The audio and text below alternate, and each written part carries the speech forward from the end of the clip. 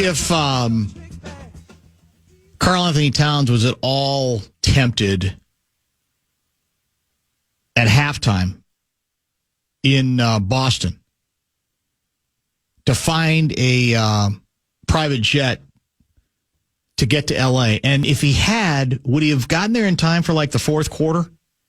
So I don't think he felt real good about his first game with his new team, the Knicks, and we certainly know that Julius Randle couldn't have felt particularly good, or really Dante DiVincenzo, their first game as a member of the Minnesota Timberwolves. But long way to go from here to how many other games? How many is it? 82 game season still? The yes, National Basketball we have Association? 81 games left. 81 games to go. Next Wolves game Thursday against the Sacramento Kings. Bottom of this hour, Louis will join, and then Kessler is scheduled for 5:30 this evening. I mentioned the Minnesota sports calendar of Calamity. I should have had it called up. Do you remember what page that's on? Oh, here it is. It's the Minnesota sports calendar of Calamity. It was interesting. It was interesting, by the way. There was, I think, some tension on the TNT set yesterday. Did you notice it? When the subject of Bronny and LeBron playing together, they played briefly in the second quarter. I do think if you're going to do it, it was handled about as well as you could. Yep. It's like, we get it out of the way, first game. Bring the Griffies. Bring it. Yeah, although it's such a... Different. It's so dramatically different that it's almost... if I were the Griffies, I'd be a little bit insulted, but I think they decided to go along with the bit being their courtside. You say, then we don't have to worry about people pestering us about it. It may not happen again for weeks or months. Get in, get out. Right, and fortunately for the Lakers, they were in a dominant position. I think they were up 16 at that point, definitely double digits, and you could kind of get in, get out of it. But on the set, Kenny Smith is very defensive about any pushback regarding Bronny and the contract he has, and because his point is this guy was a McDonald's All-American. People are acting like he wasn't a good player. Blah blah blah blah blah, and you usually know something's up when the other two people on the set say nothing. Right.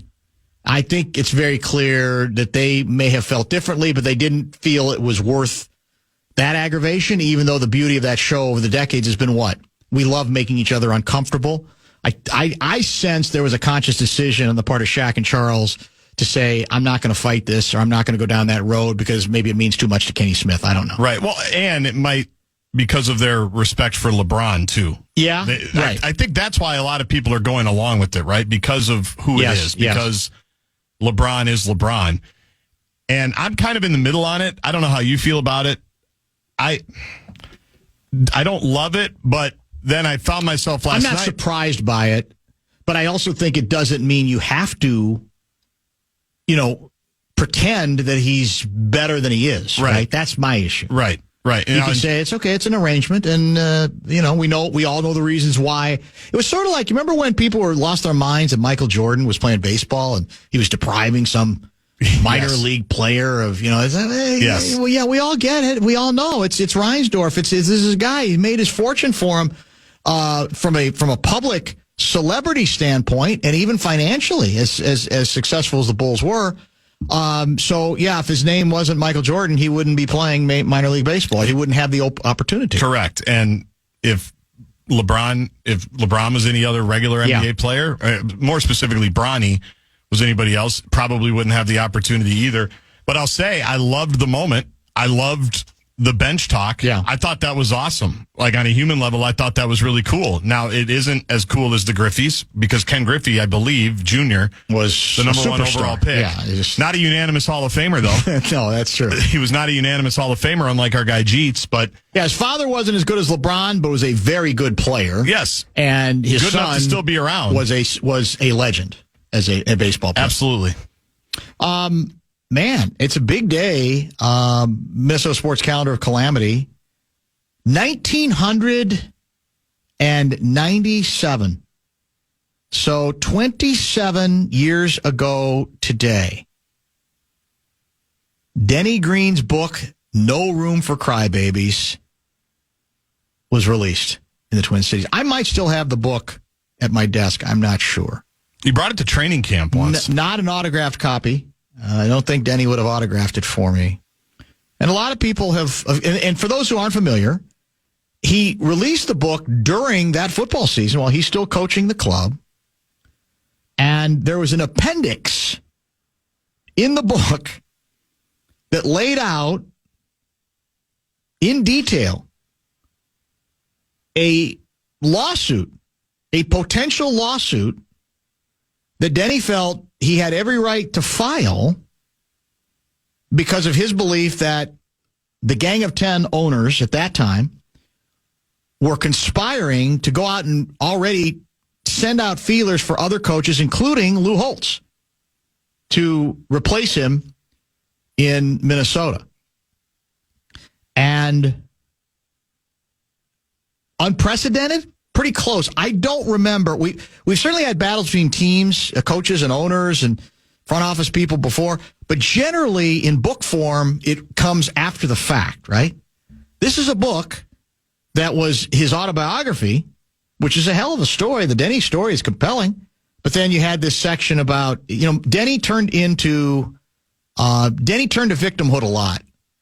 And I'd be foolish to suggest that he didn't have a right to earlier in his career because of the racism he faced, because he clearly faced it. But what Denny had a tendency to do is to put everything in that hopper, whether it fit or not.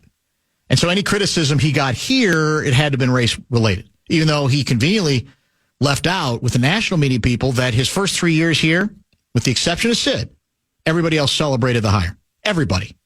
And I mean, you can look it up. It's not that difficult to find out. There was no anti-Denny groundswell that existed until a couple things happened. Vikings kept losing in the first round, the playoffs, and then you had some harassment suits that came forward involving either him or some of his associates, and it went pear-shaped, right? So then he comes out with the book, and it was, for those, I got this question asked again at the Tim Conley Ping Pong Invitational Sunday night. What's the story on Tampa Bay? Tampa Bay. And the story on Tampa Bay is that's the team they were playing that week. Book comes out. I want to say it was a Wednesday even, but it doesn't matter. It was during the week. Denny had already said before the book came out, there are some bombshells in the book. Now, we're ambulance chasers. There's nothing any juicier you can say to a group of reporters than bombshells coming, right? Well, sure, there's a bombshell if there's a potential lawsuit in the appendix, right? That he's threatening to file. The head coach against the owners. So I dutifully went out to Winter Park to talk to Denny, like other reporters, about the book. And Denny refused to answer any questions about the book. And late in that discussion, I said, but Denny, you kind of can't have it both ways, can you? You told us it's a bombshell. There's some truth to that. So now you're going to not talk about it? I mean, we're not responsible for the timing of when the book came out. You made that decision during the season. And he looked and chuckled and said, Tampa Bay. That's what he said, and then he walked out of the room. That's the origin of the Tampa Bay. So we now know it goes back 27 years, 1997. Standing the test of time. I just can't believe we have it in the archive still. We still do. It's hard to believe. Let's pause. I want to stay on schedule because I could have put Grant in somebody's hand. I want to remember or find out if you have any recollection of that period at all.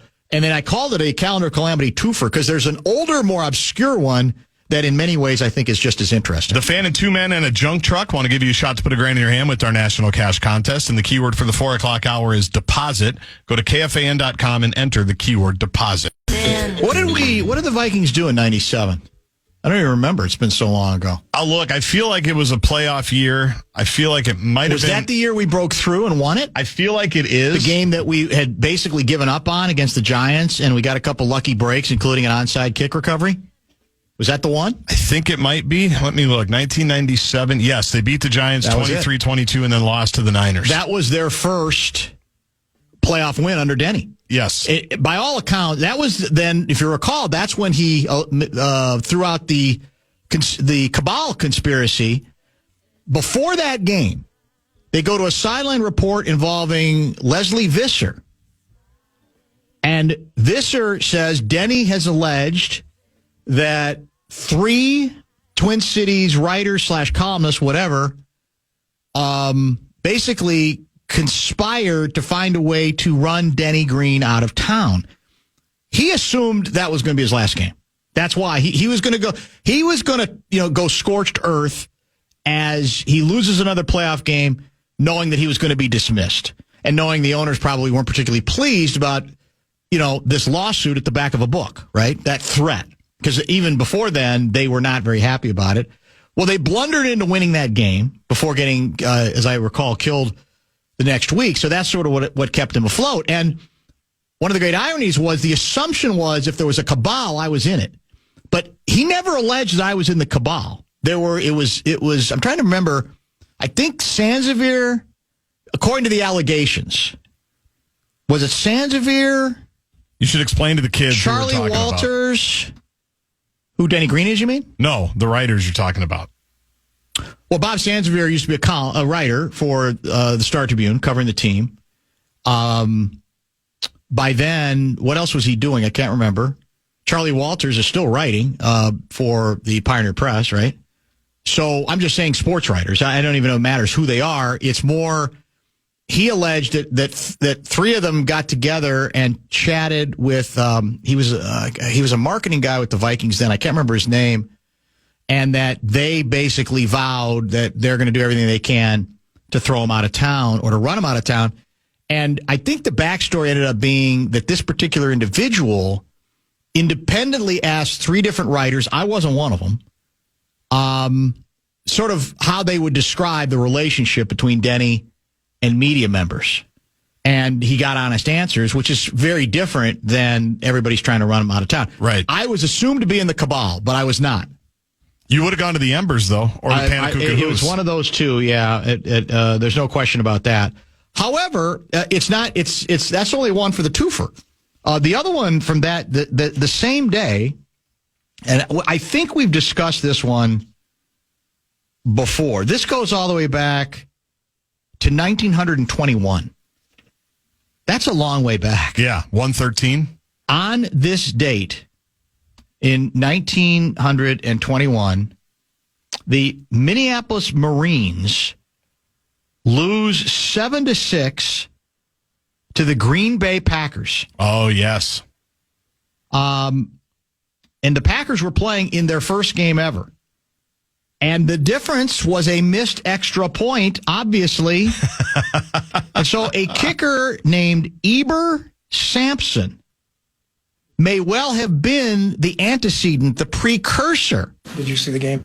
To Gary Anderson, Blair Walsh, Daniel Carlson, and the list goes on and on and on. The virus that seems to guarantee when the Vikings most need a big kick that it's going to be wide left or it will be no good goes all the way back, if you want to believe this theory, to 1921. And apparently some football historians, for reasons too complicated to go into today, believed that if the Packers had lost that game, their first, they may not have continued to play in the National Football League. So as Dan Minnesota puts it, a Minnesota team, think about this for a minute, a Minnesota football team had the opportunity to end the Packers' future before it began. Why don't you put your pants back on, Slappy? There'd be no Carl Gerbschmidt. Think about it. Right? There'd be no Vince Lombardi. There'd be no Brett Blakemore. He'd be named something else. That's exactly it. But the missed kick did it. Now, I don't know if it was wide or blocked, but Eber Sampson was the first Vikings kicker to blow one at the worst possible moment. There it is. You don't remember that one, do you? I don't. I don't remember us talking about it. Do you remember Tampa Bay? I don't, but you asked what I remember about that period. What I remember about that period, so when Denny got here, I remember always being somewhere around the postseason. We were season ticket holders. Oh, good for us. Right. Section 101, row 7. We would go to a lot of the games. Went to a lot of the games in 98. I always remember, I remember his first game. He beat the Packers, right, in his first game. I remember being in a hotel, checking the score for that. I always remember being somewhere around the holidays for the playoff meltdowns, because that was the time in my life when we'd go on trips with my aunts and uncles and my grandparents, or we'd be in Iowa for Christmas or things like that. And I always remember being excited about the games and then learning later that the Vikings lost. And they lost to the Bears? How did they lose to the Bears? That makes no sense, right? That one year. That was Steve Walsh. I think we were in Florida that year. Yeah, and they killed him here. The Bears were not even, I guess Steve Walsh was the Bears, a local kid. Yes. Was the Bears quarterback, and they killed him. It wasn't even close. So I remember that, and I remember when they beat the Giants. I don't remember, I wasn't locked in on the day-to-day of the particulars of what's going on with the team, what's going on with Denny, the gang of 10, the whole bit. I just wasn't involved in all of that. Did you do it again on the math? What'd I say? Did you say 1921 was 113 years ago?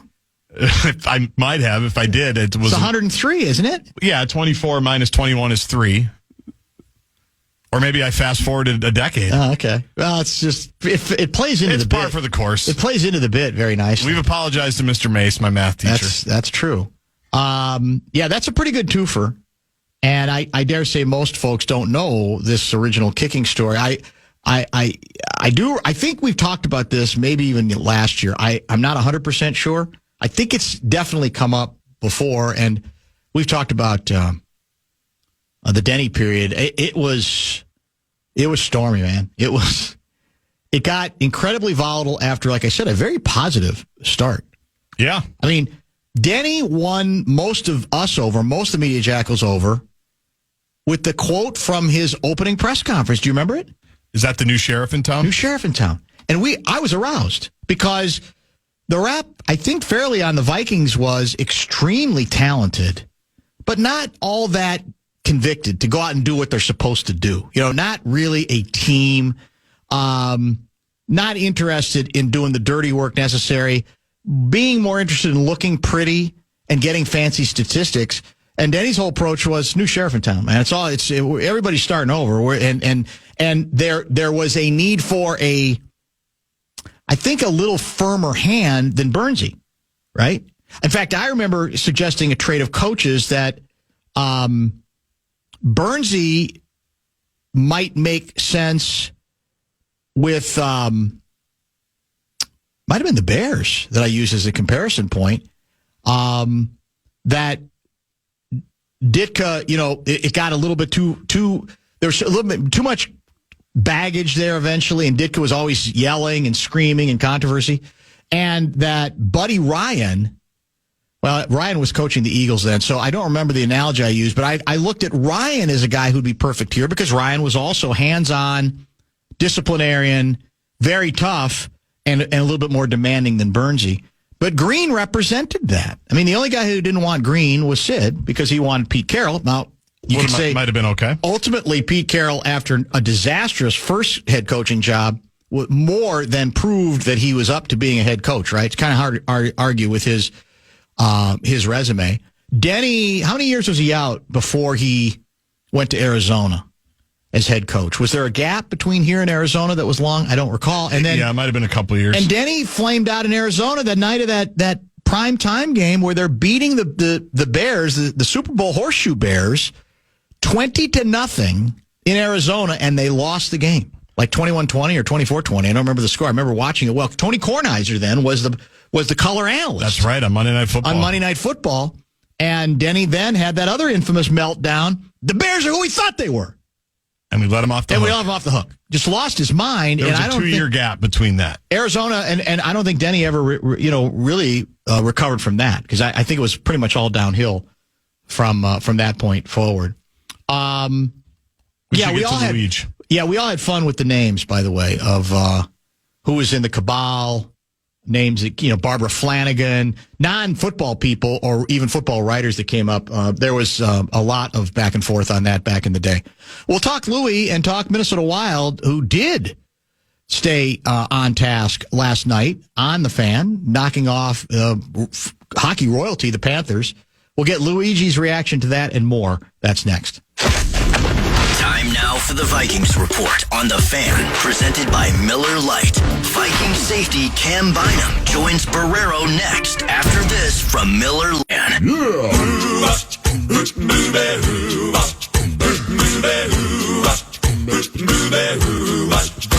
Well, she sneaks around the world from India to Carolina. She's a sticky-fingered filcher from Berlin down to Belize. She'll take you for a ride on a slow boat to China. Tell me, where in the world is Lou Nanne? We ain't back here yet. We expect Mace back with us perhaps as early as next week. He joined us earlier in the show. Louis generally joins us on Tuesdays, but it was a short show yesterday. Time to spread out today. And brought to you by Kemp's. He joins us via the Connecticut Water Systems hotline. Louis, how are you? Good. How are you? We apologize for getting started a little bit late. We were discussing a big day on the Minnesota sports calendar of Calamity. Today was the day that, for example, Denny Green's autobiography, No Room for Crybabies, came out. And that was the book, if you recall, when in which he had in the appendix, a lawsuit that he was allegedly preparing to file against the Gang of 10, back when the Vikings had 10 owners, claiming that they were openly conspiring to give his job to Lou Holtz. It was a very volatile and controversial period in Vikings history. I remember that, and it got controversial before he was hired. When, yes. It almost went to Pete Carroll. That's right. At the time. That's right. At the last minute, it was a really big surprise when they hired Denny. No one was really thinking about him being hired. His name wasn't bandied around that much at first. And then when they let him go, then that got to be a big deal. And, then you start wondering, was he ever going to get to coach again? Our owner's going to be a little... a little leery. Wary of, or leery of having him come along. So it was something that I didn't realize went by so fast, but it was something that I remember. Yeah, there's no question about that. What have you been up to the last few days? Are you out on the road again? Are you vacationing? Are you what's the last few days been like for you? Well, yesterday I was up visiting with some people that said to say hello to you. Michael Gay had me come up and speak to the friends and the bank executives up in Grand Rapids. Okay. And I didn't know that you had been with them before, and they really enjoyed having you there. Excellent. That's good to hear. I'm glad. And did you knock them dead? We had a good time. You did, yeah. It was good. It was really a nice place to be. I was there for a couple of days with them. Great people, enjoyable people. Sports were part of their passion, and they are terrific business people, as you know, and very successful organization. Louis, do you ever run out of stories? I mean, you've got a million of them. Do you ever run out of them, or how often do you recycle, would you say? Well, the toughest thing because I've told stories so often, you don't know how much I recycle or who I told them to. Right. That's the biggest thing. No, I don't run out of stories because it's funny. You might be just lying around thinking about something happening, and then you remember a story, and I said, boy, I forgot that happened. And there's so many things that happen over when you live long. After 83 years in this world, you think you're going to have a backlog of some stuff to talk about. Sure, yeah. And fortunately for me, when I've had the opportunity to travel as much as I did and be involved in sports as long as I was and have the friendships that I had, there's always some interesting stories that come out. And it just seems that certain things just trigger certain memories. Yeah, sure. And they're not the same ones all the time. And that's something that's the one thing that amazes me, because it happened to me last week, and now I can't even recall this thing I was talking about. It was a story I never even thought about. It was a good story, too. I mean, a good thing that happened these individuals in hockey, and just had forgot all about it. Yeah, that doesn't surprise me. Yeah, that's absolutely. It does not surprise. And I got to believe the beauty of it is, as much as you still speak, it keeps your brain fresh, right? It's good to even if you're recycling some of the same stories, you want the mind to keep working, correct? Well, that's for sure, and it's not so much you're recycling because you're talking to so many different groups. Right, so right. You know, some stories are more interesting and basically fit different groups of people better than the other ones might. So, you know, the same type of group you might have, say, over a course of 3-4 months, people, that one story or 10 stories might fit perfect with them. When a different group of people, they got to be different. You know, it all depends who you're talking to and the interest that they have. No question about that. We talked early in the show about the Wild's dominant victory last night against the defending Stanley Cup champ Panthers. The team now, the Wild, are off to their best start in basically 16 years. I want to get your impressions of what you might have seen last night, and in general, if there are specific things you say early are encouraging that the team is either doing differently or doing better. What do you see thus far? Well, far and away, the most important thing is the play of Gustafsson in the nets. You know, he sort of put them in a quandary because they weren't expected this to happen, or they wouldn't have had 3 goaltenders no question. on the roster at this time of the year. And so what does he do? He comes in and he plays like he's played. The only loss he has in overtime, he's got 4-0-1 record, and the goals against down to, I think it's 149. It's just very much reminiscent of what he was 2 years ago, but maybe even a little better than he was 2 years ago. He looks so confident and poised and cool in the nets. He doesn't seem to get rattled at all. And when you have that kind of goaltending behind you, you play looser, you feel better. It's easier for you to try things. You're not as concerned about making a mistake in your own zone that maybe you might be thinking about where every second shot's going in the net if you give him a good opportunity. And so he's allowed the team to play freer. And the team is, right now, you have to remember, they got 2 lines that basically are scoring. They haven't got much from the third line with Foligno and Trennan, and of course Hartman was in the middle there. He hurt the last 2 games, but when he's there, you want to get some offense from that line. They do their job really well of being physical and keeping the other team off balance, and setting a hard game pattern that you like to have. And the fourth line's checked very well, and they've killed penalties. The 2 guys on there to kill the penalties, a lot have done a good job. In fact, Lucko's even got a short end of goal. So you're getting the kind of balance you want, although you'd like a little better balance scoring, and that being the third line for sure, having got some. But they got plenty of time to do it. I mean, we're only 6 games in the season.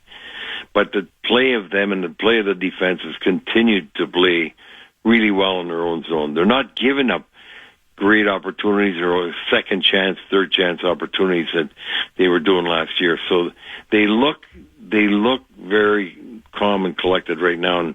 And when you get in a streak like this, I remember one time years and years ago when we had won 4 or 5 games in a row, and that was my first year with the team, and I'm sitting on the bus here coming out of St. Louis, and I was thinking to myself, are we ever going to lose?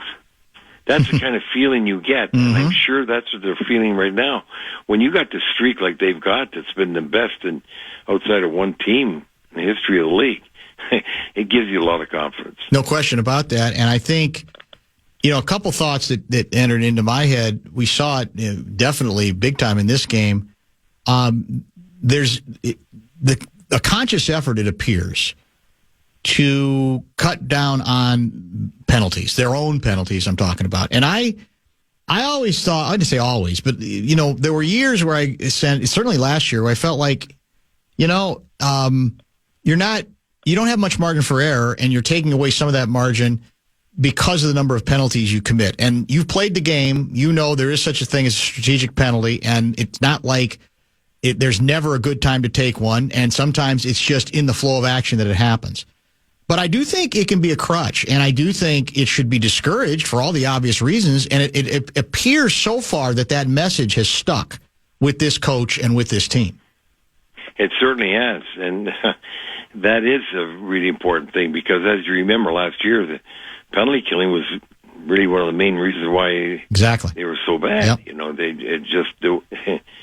it was 28th, 29th in the league, and this year, even though they haven't had many, they've been very, very good compared to what they were before, and they're one of the better teams in the league killing penalties. So it's important if you get them to kill them, but as you said, it's really important not to take needless penalties and stupid penalties.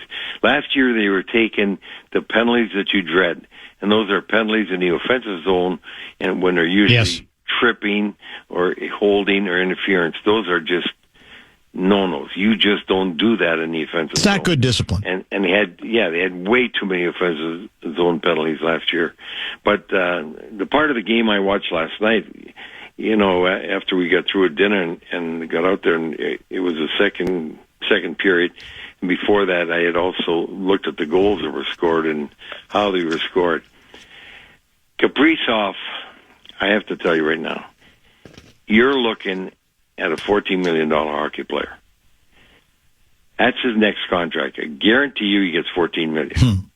And if it's not with the Wild, who will want to give it to him, without a doubt? If he would right now say to the Wild, okay, I'm able to extend, and the league's going to let me extend, and I'm going to extend for 8 more years when it's done at $14 million, it would be signed and done. It would be signed and done, because you have to remember, this cap is going up. And right now we got a $13 million player, while in Austin Matthews, we're going to have another more than that when McDavid resigns. We got a few 12 millions in there. So you can bet that Kaprizov is going to get $14 million. And the only thing you have to worry about is, will it be here? That's the question. You're 100% right. I heard John Hines was on with PA this morning, and there was an interesting comment I thought that Hines made, because I think PA brought up the discussion. There'd been a lot of discussion about a tougher, more demanding training camp. And I loved Hines' response. And he said, well, I got to tell you, he said, I think we had a training camp. He said, to me, that's what training camp is supposed to be and needs to be every year. It's not a conscious thing of we got to ratchet it up. This is what it needs to be. If you want to prepare yourself for a National Hockey League season, I wouldn't call this a tough training camp. I would say we had a training camp, the kind that teams that want to go someplace need to have. That is so true, Dan. When I see those statements, I start laughing, and I start laughing because the training camps now are a lot shorter than they ever would be. You know, you go back 30 years, they were 28 days, and the fact that now they're disallowed, but at that time you would practice twice a day, not once a day, and on top of that, the first couple of days you never touched the puck because they wanted you to get in condition. Because in those days, athletes didn't get in condition like they were now. They never came to camp in shape. And more than that, it was so physical, so many fights in camp. It was, you literally were fighting for your job. Now, when they work hard and they do extra skating drills, or they go a little longer, instead of an hour and 15, maybe they go an hour and a half. I don't think they ever get to an hour and 45, but they used to. But yeah. Everybody says, whoa, what a camp. No, you don't have as much time to get ready. You got less days, less games. Even though you're in shape, you're never in game shape till you start playing the games. And to get in game shape, you have to do these kind of drills, because you don't do them even when you're working on the summer. It doesn't matter how hard you're working out. If you're not playing games, it's completely different way of conditioning till you get in game shape. Because you get way different opportunities to use muscles you're not using, stopping and starting, body checking, doing things that you don't do in normal practices because you're not playing the game. There's just different situations that come up instantaneously that you have to react to. No question about that. I want to circle back as we wrap things up here today to the goaltender, to Gustafsson, because it does pretty much start with him. You know and I know they had hoped to trade him this offseason. They didn't like what they saw.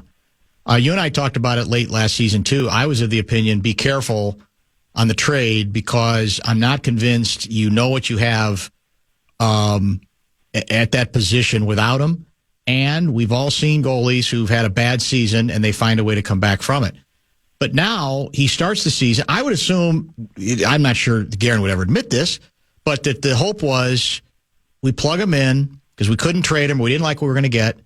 He comes back strong enough that maybe there's interest in him, and then maybe we can make a move on him. We can trade him, get some other asset or a nice draft choice or whatever the case may be, and we'll make it work with the kid and with the old-timer. But now you have this dilemma early where he's been the story. So have we already reached a point? If he continues to play anywhere near this good, you flat out can't trade him, right? Whatever your intention, your plan was, you have to react to what is happening in front of you. And with him playing this well, he's got to stay, correct? You absolutely cannot even think about trading him if he keeps just getting close to what he's playing now. On top of that, I'm waiting to see when they try and put Fleury back in the net. Yeah. Are they going to try it in Tampa right now? Many coaches, I can't tell you, I don't know many people that wouldn't keep playing him when he's playing and getting rest in between games. It's not like he's playing tonight and then tomorrow night. You know, he's getting 1, 2, 3 days in between games, which allows him to be free to play. And when he's playing well enough to win, so you don't want to take him out of the net. And now, here where they had thought by this time that, Ulster would have at least played one game, maybe two. Yeah. He's got none, and they had to send him to Iowa to finally get a game in. And Fleury's been sitting there for a while, and he hasn't played. So, I think he'll play in this trip. But I think that in Tampa, they got to come back with Gus. And the reason why I say that is Tampa's the best of the three teams are going to play in the next 3 games. After that, they got Pittsburgh and Philadelphia, which are teams not close to what Tampa is right now. So you're going to use your best goaltender to try and win that game. Sure. You'll try and give Fleury a game in one of those two. And the one thing you don't want to do is not keep Gus sharp. So you got to make sure you're using him enough, because what they have right now, you would dream to have, because then next year you have him and you got the kid coming up who's supposed to be terrific too. But my thought is, how many games is Fleury going to play this year if he continues to play like this? And then how many games will Alstead get? Those are all fair questions. And, I mean, the good news is they're going to be answered in a positive way, to the extent that you've got one goaltender going as well. I mean, that's where it starts. You want to. It's a lot easier to have those kinds of discussions and not get it too aggravated over them if you have a goaltender who has emerged early to the degree he does. And, you could, we only have about a minute left, but I mean, I don't want to overreact to his start because it is a long season. I don't know what, in your experience, how it plays out, that if a goalie tends to get off to this kind of a good start, does it usually last, or can it be fool's gold? How many games do you need to say this is real? This is a definite reversal from what we saw a year ago? Well, this is a definite reversal. You could just tell the way he's acting in the net. That's different than just winning games.